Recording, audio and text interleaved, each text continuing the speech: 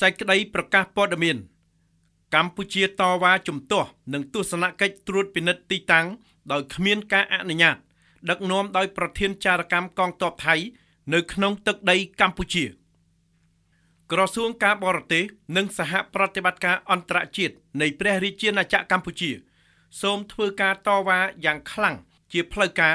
ប្រឆាំងនឹងទស្សនកិច្ចត្រួតពិនិត្យទីតាំងដោយគ្មានការអនុញ្ញាតរបស់សហព័ន្ធយោធាបរទេសមួយក្រុមនិងមន្ត្រីអនុវត្តច្បាប់ដែលដឹកនាំដោយប្រធានចារកម្មកងទ័ពថៃនៅសន្តាគារ2កន្លែងស្ថិតនៅក្នុងស្រុកអូស្មាច់ខេត្តឧត្តរមានជ័យនៃប្រទេសកម្ពុជាកាលពីថ្ងៃទី2ខែកុម្ភៈឆ្នាំ2026ទស្សនកិច្ចពិនិត្យទីតាំងនេះត្រូវបានធ្វើឡើងដោយគ្មានការយល់ព្រមពីរាជរដ្ឋាភិបាលកម្ពុជាដែលជាការរំលោភលើអធិបតេយ្យនិងបូរណភាពទឹកដីរបស់កម្ពុជាសន្តាគារនិងទីតាំងដែលត្រូវបានធ្វើទស្សនកិច្ចត្រួតពិនិត្យនោះស្ថិតនៅចម្ងាយ397ម៉ែត្រពីច្រកអន្តរជាតិអូស្មាច់ដែលស្ថិតនៅក្បែរបង្គោលព្រំដែនលេខ15តំបន់នេះត្រូវបានគ្រប់គ្រងដោយប្រើកម្លាំងនិងកាន់កាប់ដោយកម្លាំងប្រដាប់អាវុធថៃក្នុងអំឡុងពេលនៃការវាយលុករបស់ពួកគេមកលើកម្ពុជា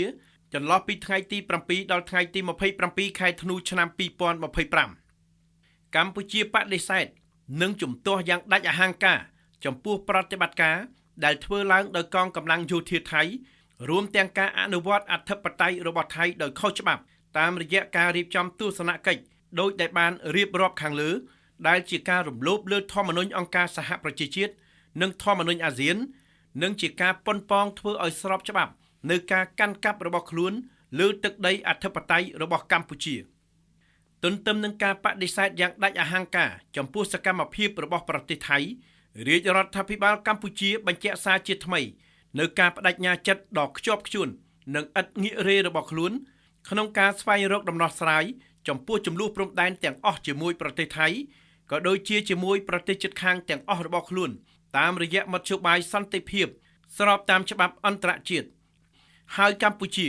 នៅតែបដិញ្ញាចិត្តក្នុងការរក្សាជំហរជាគោលការណ៍របស់ខ្លួនថាព្រំដែនមិនត្រូវផ្លាស់ប្ដូរដោយកម្លាំងឡើយថ្ងៃអង្គារ1រោចខែមិញឆ្នាំម្សាញ់សប្តាហ៍ស័កពុទ្ធសករាជ2569រាជធានីភ្នំពេញថ្ងៃទី3ខែកុម្ភៈឆ្នាំ2026